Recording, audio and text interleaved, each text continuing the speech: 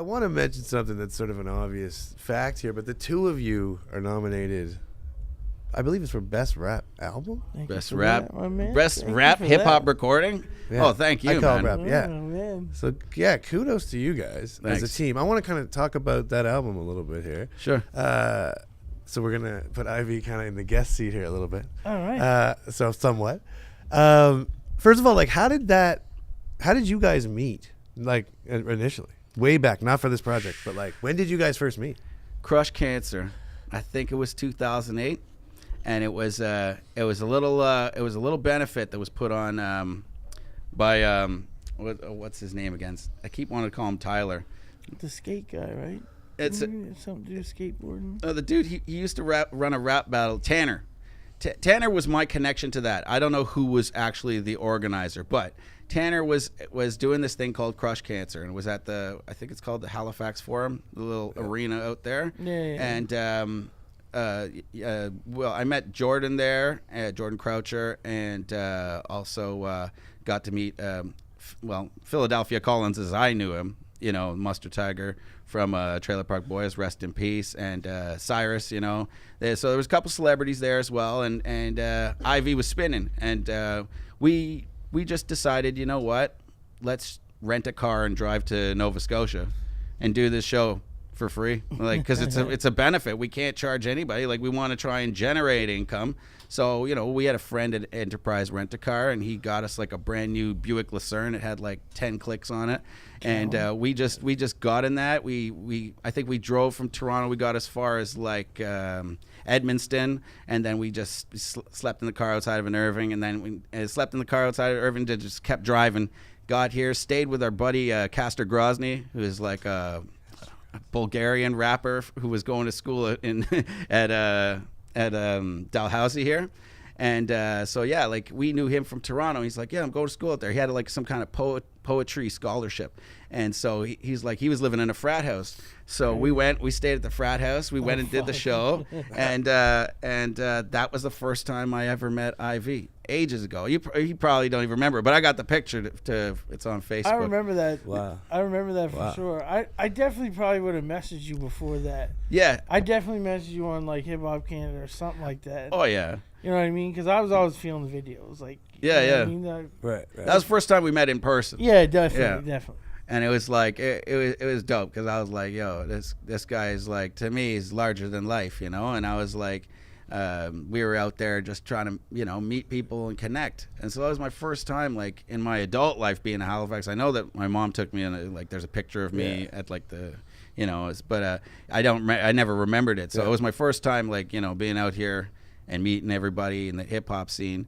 And yeah, we did the show. We left the day after, and it was like, took me a long time to come back, But when I came back, I really I put my root down. So this project, jumping right into Too Bad Dudes, how does this start? Like, where does this project start? Well, it's interesting because, I hit up Ivy, and I was like, we were doing this track battle show, Yeah. And I wanted to, like, showcase some For people that don't know what you're talking about right now, go pause this, go check that out. Actually, don't pause this. Yeah. Put this on repeat. No. Open another window. Yeah. Open another window. Go to track battle, youtube.com/track battles. Track battles was dope as fuck. Yeah, we never had, there was another thing where we had sponsors that were interested, but nobody was really serious about it. We tried to get like bigger name MCs to commit to it, but because of the format, nobody wanted to fail in that situation. And it's funny because I've never... Can you briefly describe it for people that don't know what we're talking about? Yeah, basically we get 2 MCs, and we get 1 producer, and we flip a coin and to figure out what MC goes first to select the beats that are available. And so the first MC, he selects his beats.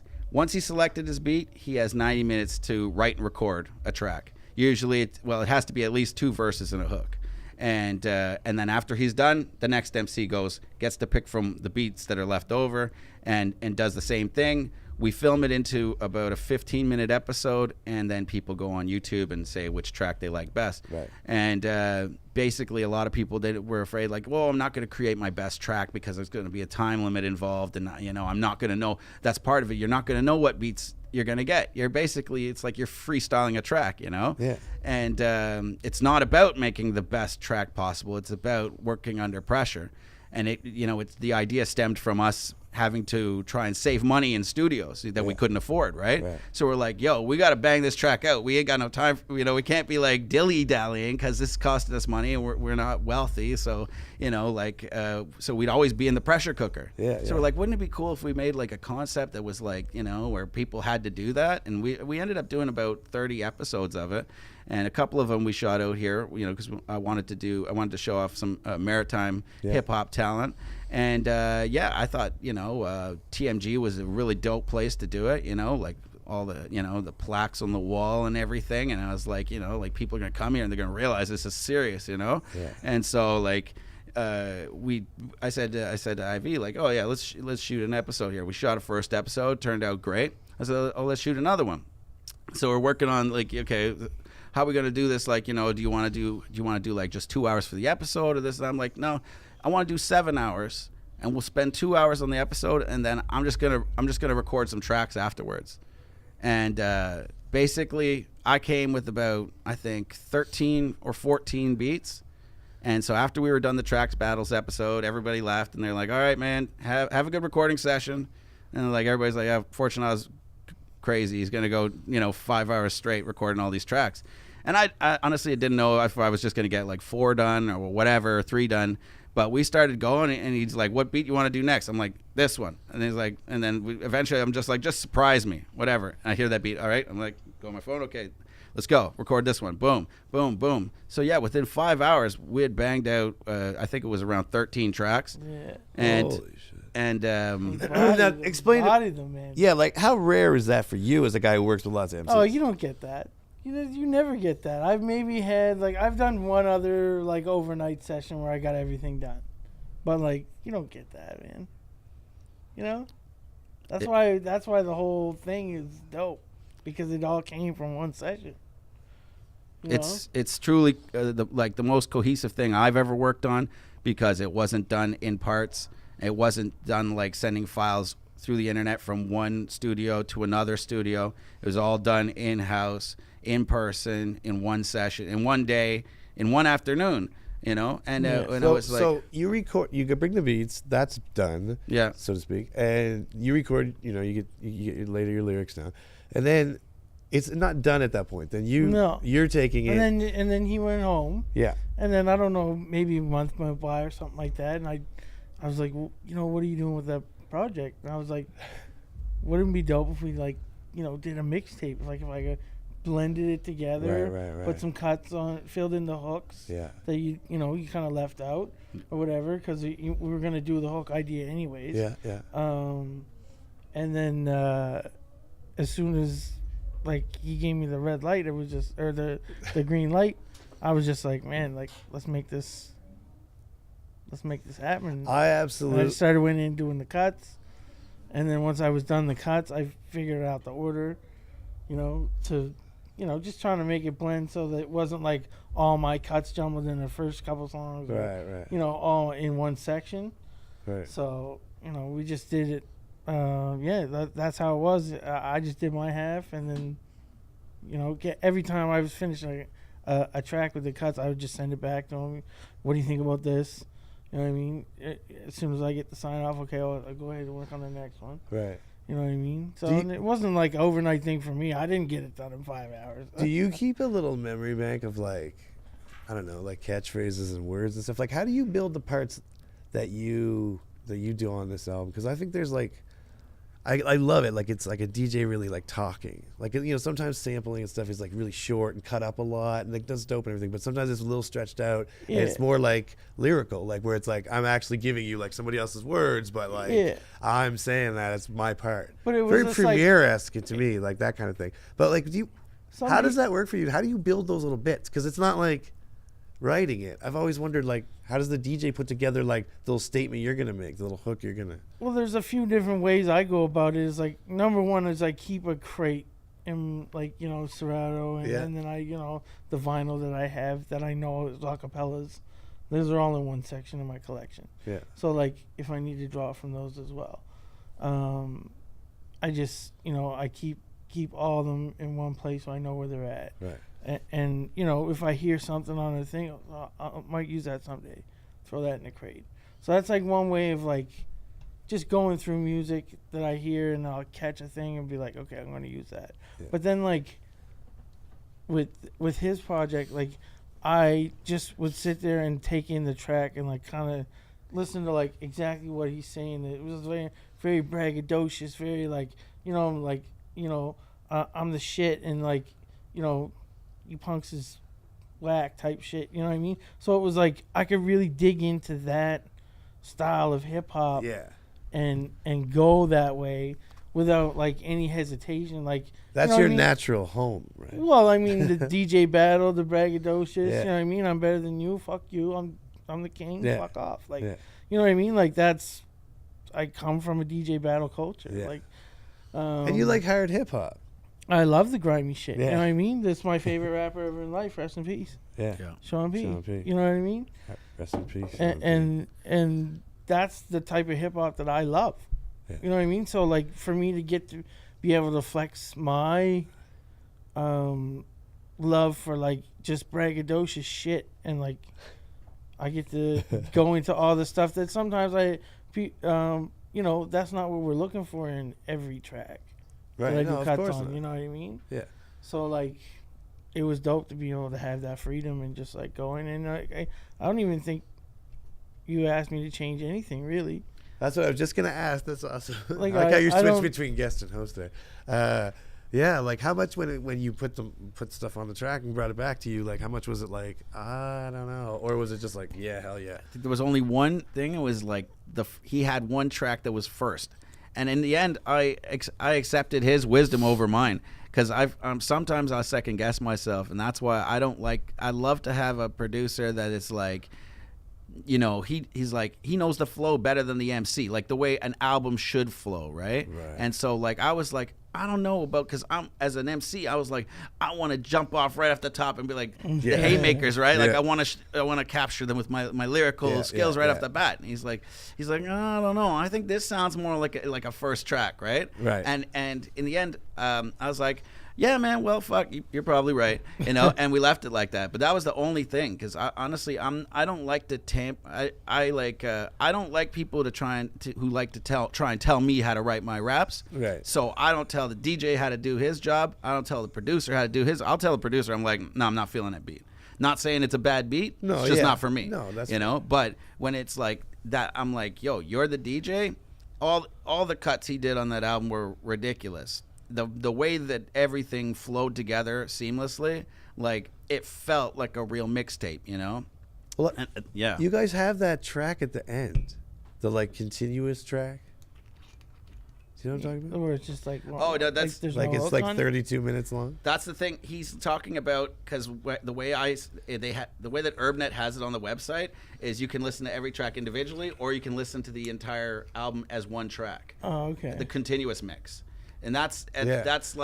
that's the entire album seamlessly like played, Yeah. right?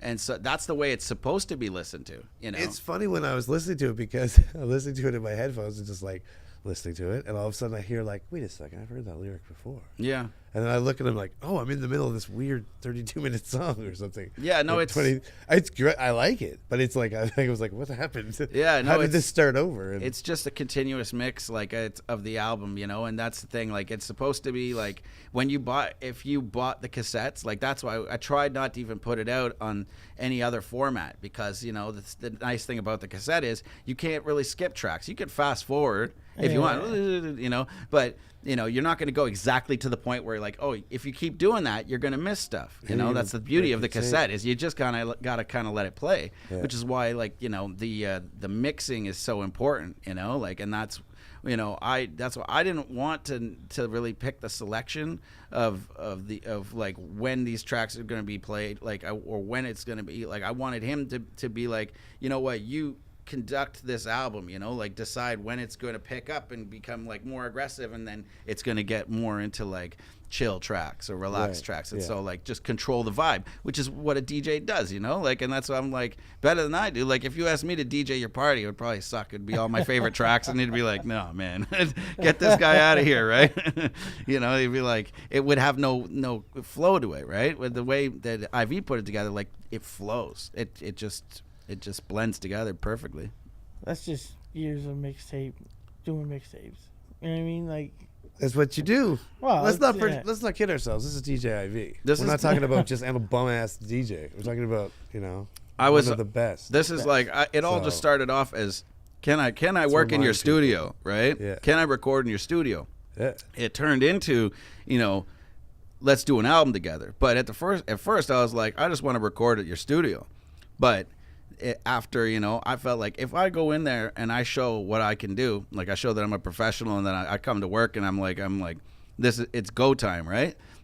And then I'm like, you know what, if I impress this guy, then maybe this can be an album, you know, like you know, you keep it in the back of your head, like wouldn't that be nice, you know, to have IV just mix and do cuts for and then basically like completely produce your album, you know. And it's like that's what it turned into, and it was like a dream come true, because, you know, I've been listening to like Class like ever since I started rapping, and I was like, you know, I always see IV like just like ultimate professional there, you know, like, and I was always like I always look at DJs and their cuts, and I'm just like, whoo, I'm like, it's precise, you know, it's smooth and it's like, but it's not like too like, you know, I'm just like, oh man. I love when people do DJ that are DJs. I'm the worst at it, trust me. But it's like, I'm just like, oh, those are some sweet cuts. And you could like, when you're into like you know, listening to some of the dopest DJs do their thing, you know, it's like he's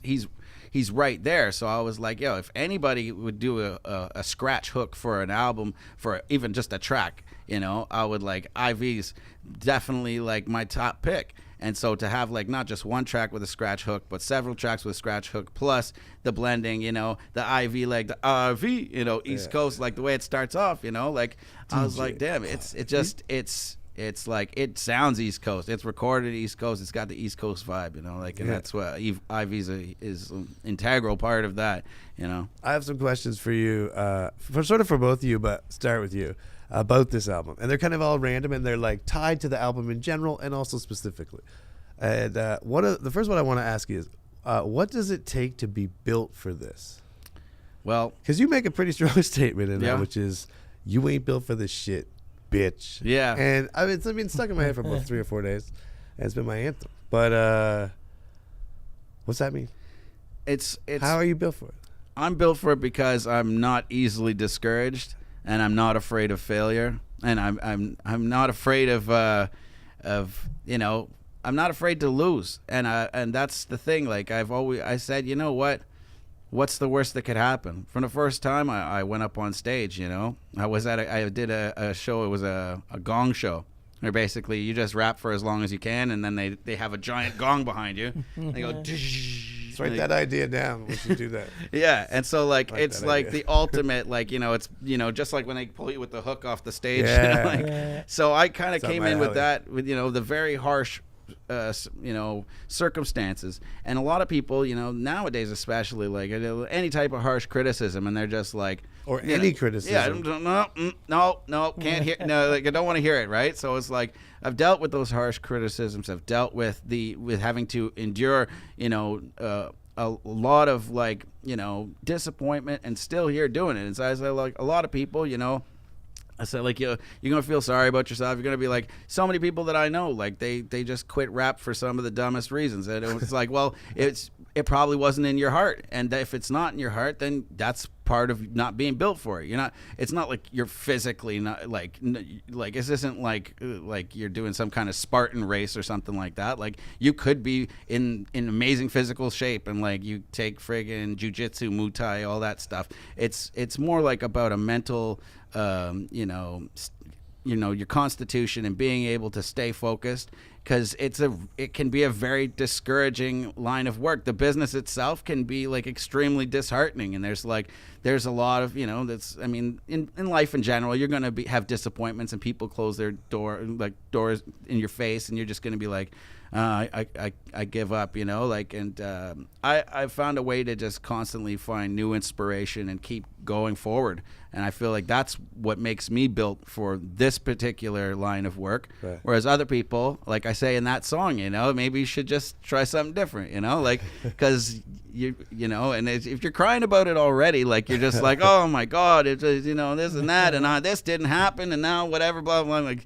it's too early in the game for that. Yeah. Like, you have so much more disappointment ahead of you, and you just need to but obviously people think it's like, I'm going to release this one track on SoundCloud, get 1 million freaking listens, and then or plays or whatever, and then we're off to the races. I get signed, $1 million contract, and there we go. And it's like. But see, you're like a road warrior. You're a road warrior too. So that's also where like the being built for it comes into play, because like a lot of people don't know about the road like you do. Yeah, you know what I mean? Like, you hit me up. I remember during that 36, we did the 36 show tour across Canada last summer, and you hit me up at one point when I was like, man, and Ivy doesn't hit me up too often. He's a man of little words, especially on the internet, right? He's like, I get an occasional message here and there, Yeah. And it was at this one point in time when I was stuck in Edmonton for about 2 weeks between shows, right? It was just the way it was scheduled, and I was very tempted to just like go home at that point. It was only about 3 more shows on the tour, right. But they and these guys who I was with, they were all home and happy with their families and stuff, and I was like,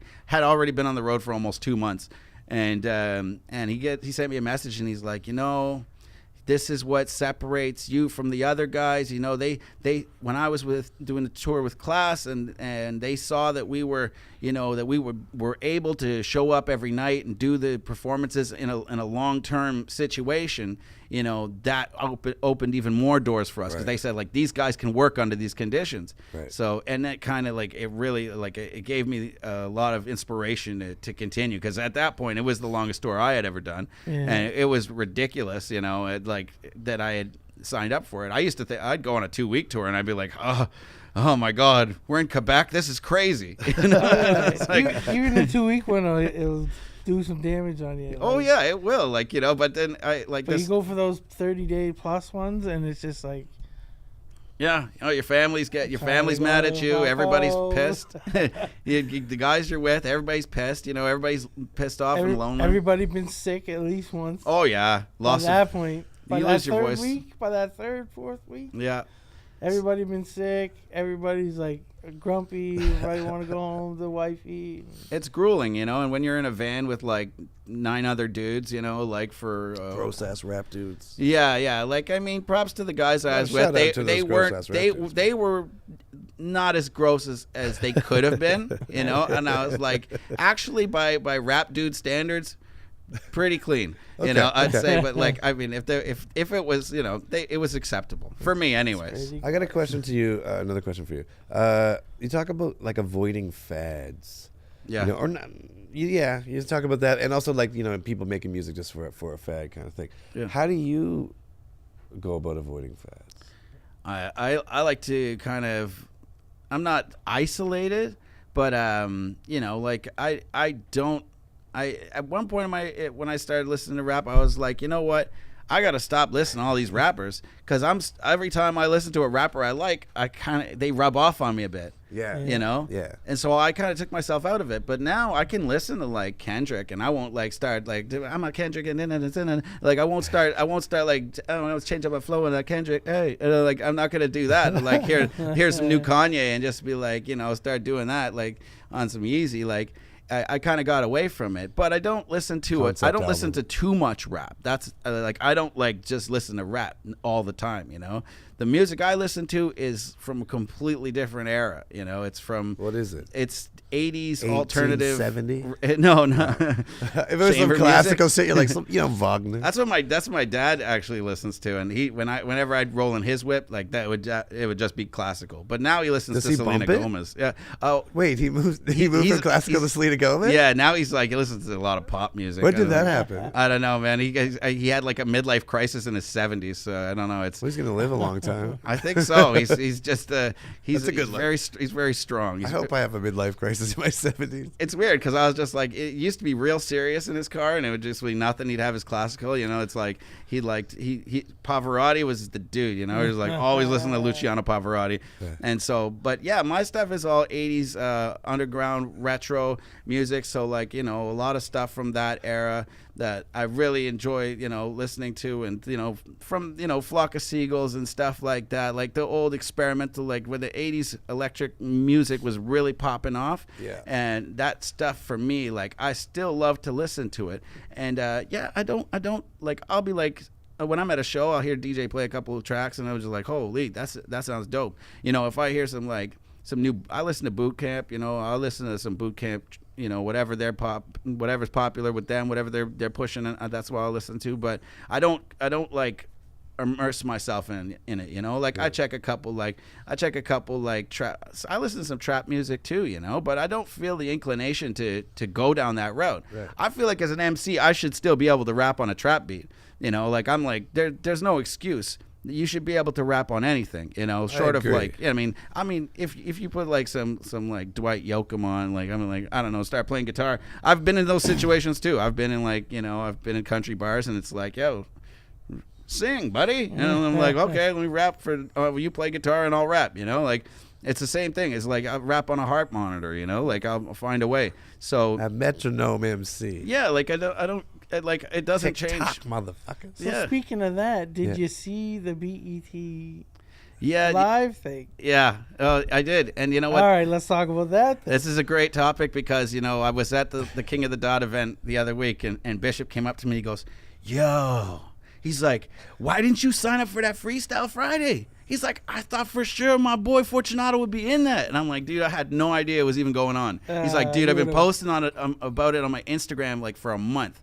I'm like, dude, I don't pay attention to a lot of this, stuff like that. But and then of course he's like, well, you know what? It's going down. Tune in. It's going to be crazy. I'm like, oh yeah, who's all in it? He's like, a couple guys I knew. Camouflage is going to be in it. A couple of dudes that I didn't really know. But I was like, all right, let's see what happens. And I caught a few of them. Like I know Young Stitch was in it, and a couple other dudes, and. But another guy I know, HFK, apparently he choked hard. And what his complaint was that, nobody showed them the beats. And I was like, well, maybe they didn't show you the beats because they wanted you to actually freestyle. Because really, like, if Freestyle Friday, if you had a written in your head, but you didn't know what beat you were going to do it to, how do you think like you're just going to automatically convert that verse to any beat that they throw at you? Yeah. I mean, it's easier to just try and like come up with something spontaneous, or have like some, you got a few bars in your head and just like build off that. Sure. Right? It's 60 seconds. Just try and keep it going and do something, right? But I mean, whatever the approach was, some people said, oh, I couldn't hear the beat properly. Some people were saying like, oh man, I thought, because it would be more like some boom bap, and then they threw me a trap beat. And then the verse that I wrote was for a boom bap beat, and I couldn't. And I was like trying to adapt on the fly, but I just couldn't get it. I just couldn't get it to work. And I'm like, this sounds like flawed. That's bullshit. Yeah, it sounds flawed from the beginning. But like that's what I'm saying. What is a freestyle these days? People were arguing online. They were saying, well, Eminem never actually freestyled, and neither did Poster Boy or Immortal Technique when he battled Poster Boy. And like nobody wants to actually hear a freestyle because freestyles aren't dope or whatever. Like we're talking about spontaneously going off the top and just creating. Whatever. Right? And saying like that everything is premeditated. That's what people were saying online. And I'm like, I don't know, man. This debate has been going on for so long in hip hop. What is a freestyle? Is it actually just a verse that nobody's heard? Some people are like, oh yeah, freestyle is just a verse that no one's ever heard. And I'm like, what is it for you? For me, it's absolutely going off the top. I've been freestyling in front of people my entire career, and half the time they don't even know it. Like, I've been doing shows in front of a bunch of people. I was in Lithuania. Friggin', I mean, granted their English wasn't that great, Wait, but now, hold on. I was like, you know what? I was like, oh shit, like, you know, I can't remember my verse, and I'm on stage and the track's going, so it's like, well, here comes the freestyle, you know. as long as it's on point, Yeah. hopefully nobody notices. And you know what? It's happened several times where it's just like, or technical issues. The beat stops. What am I gonna do? Or the wrong beat plays. You know, Right. the DJ just like, you know, like oh, you know, wrong folder. You know, somebody else's beat comes on, and instead of just standing up there like, yo, where's my beat, man? Where's my beat? Like, that's what people don't want to see. They want to see you be a professional. So I'm like, I came to rap. Okay, this isn't my beat. I'm just gonna rap. I'm just gonna freestyle on this beat. And so, like, yeah, it might not be like lyrical alchemy. Like, it might not be like, oh my God, this was the most profound thing I've ever heard in my life. But I'm staying on the beat. It's making sense, you know. And if you think about it, it was never preconceived. It was just it just kind of like, you know, whatever. And you know, that's part of like being built for this. You know, are you brave enough to fall flat on your face, or to take a chance and be like, you know what, I don't even care. I'm going for it. You know, I'm gonna go for it, and I'm just gonna like, and you'll feel yourself like, oh no, I kind of painted myself into a corner now. Like this isn't gonna work. And then you're like, okay, you got to dig yourself out. You know, like okay, okay, and then you get back on it a little bit, and you're kind of like slipping and coming back, and you're fighting for it. You know, and it's the most exciting thing I think, other than actually being in a rap battle. You know, a freestyle rap battle is how I started, you know, and I loved that. They would give us 30 seconds, and you'd have to try and think of like 3 really witty disses to say to somebody you've never met before, you know, and usually it was just like, you know, look at you with your hat turned back, you know, or like, you know, this guy over here he's got his shirt open and his chest hair hanging out, or something, like, you know, like. See, that's my favorite shit, when it's just like right off the cuff using like elements, like you ever like see Rock the Bells documentary, like when Supernat's going off, and everybody's just holding things up, and he's just going down the line, putting everything out. Like, that's the freestyling I love, when you take elements of, like, you know, do you ever remember when Pat did in the Elements League, when he hit the guy with the black eye that always came with GEE? Oh yeah. He always had the black eye. Yeah. And then he just like, It's one of the things. He just needed a line, and it was like at the end of the thing, and he just threw it out there, and the whole place just lost it. I want to ask you this question on like tagging off that. It's one of the things when you are freestyling in front of people that is like a great move. It's like a trick in a way. It's just mention something everybody can kind of agree is a piece of reality. Yeah. It's true. It's like if you're stumbling and you throw out something just that's true, like we all at this black table. It's like, oh shit. That motherfucker didn't. What? We are at a black table. Yeah. He couldn't have wrote that before. Yeah. But it's also like the most obvious thing in the world. But it's like, it's totally like a move. Because freestyling like that is a real art form that's its own thing. Yeah. But what I wanted to say to you, that like, I gotta say that, I gotta note this. To me, you're a professional MC. Like, well, that's what I keep hearing. Like, 100%. That's what I mean. Like, you should, like, besides from the work ethic being on, like, over the top and awesome. Like, I think that's where it probably should be for people. Like, that idea that if I call myself an MC, that means you have to do certain things. Yeah. Like, when a beat comes on, you fucking rap. Yeah. Not like, you know, like a trained animal where it's like someone says rap, you just do it. But like in a situation where it's like you're there to be an MC. Yeah, you do it.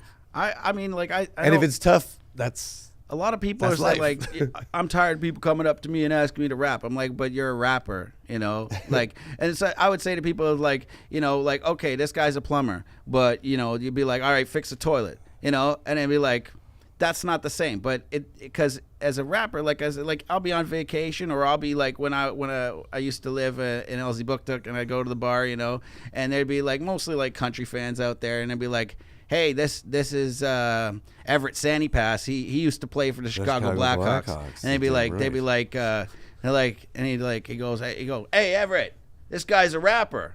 And it's like the guy, he goes, let me hear your rap then. you know, and I'd be like, yo, this rap will be the death of me. Take my last breath from me. I can't stop doing it. It's part of my destiny, part of the recipe. I always have like ready, and I'd be like, I think I rap for Everett Sandy Pass like 4 or 5 times, because every time I go there, it'd be like the same thing, rap. You know, and I like, and then it'd be like, oh yeah, this guy, he's one of the head counselors. You know, this guy's in charge of housing, whatever. It'd be like, oh yeah, you're a rapper, eh? Well, let's hear you rap. And so like I've been on vacation just rapping to the bartender, rapping to the fucking, you know, the guy who the lifeguard, whatever. You know, and just like, you know, it's something that I love to do. So it's not, I don't feel like burdened to like, you know, it gives me a lot of pleasure to be able to share that with people. So when they ask me, it's like, you know. I do it, you know, and I was like, even if I'm not like in the best state when it happens, throw a beat at him. And you spit bars, That's number one thing. But then you have like such a deep catalog. You know what I mean? Like you got a lot of tracks. I mean, like you do. You got a lot of tracks. There's a lot that you can pull from. You know what I mean? To like. At any point, if like need be, yeah. Like they like it's not always random access. Like I say, like, well, I can't remember every track that I've ever done, but if you say the Unseen Armada album and you put on a beat, there's at least 4 or 5 I could do, and then Blue Collar I can do pretty much that whole album, and then Two Bad Dudes I could do the majority of that album, and then the new album that I'm working on I can do almost all that album. So I always like to be like. As much as I possibly can, except for like the stuff that I used to do when I was in a duo, right? Like then I'm like, well, it's, these are songs that were written with somebody else. They're kind of difficult. Like I remember people would be like, do the Dear Dad track. And it's like, I got one verse on there and I don't even like, I just kind of, we went back and forth on the hook. It's impossible to do by yourself. But one bar, one hook is not bad for live shit. Yeah. No, I mean, you know what I mean? Like that's true. That's true. We do a lot of that. Yeah. One bar, one hook. No, it's not one bar, one verse, one hook. Yeah. No, I mean, like I just the Angerville stuff is just like I separated myself from that part of my but most of my solo stuff from the Warfare album to Unseen Armada, Blue Collar, Two Bad Dudes, all that stuff. It's. I feel really strongly about that stuff because it's my real like solo work. Right. That in like I say that's modern history, and then the stuff before that, for me, anyways, that's ancient history. You know, like I'm like, wow, you really want me to start digging up the bones and shit, like like we're going freaking rob the grave, like like that. I put that shit to rest, Right. But yeah, like there's a lot of I've tried to be as prolific as possible because I feel like if I stop then I'm just gonna it's like an old car that you stop driving, like it's just the engine's gonna seize up and like you're gonna be like after you let it sit out in the cold for one winter and then you come out and you're like, I think I'm gonna drive this car again, and it's not the same. It's like, oh man, I should have just kept driving it, right? So like that's the way I treat my my rap skills, just like the same as my body, like I gotta keep moving. So that's the reason why the catalog got deep, and I like to work. I enjoy being busy and staying, and creating new music, and like that's my process. I write, I record, I rehearse, I perform, and then I repeat, and I just keep doing that over and over and over again, and it keeps me happy. Bitch, you ain't built for this shit. You ain't built for this shit, bitch. You ain't built for this shit.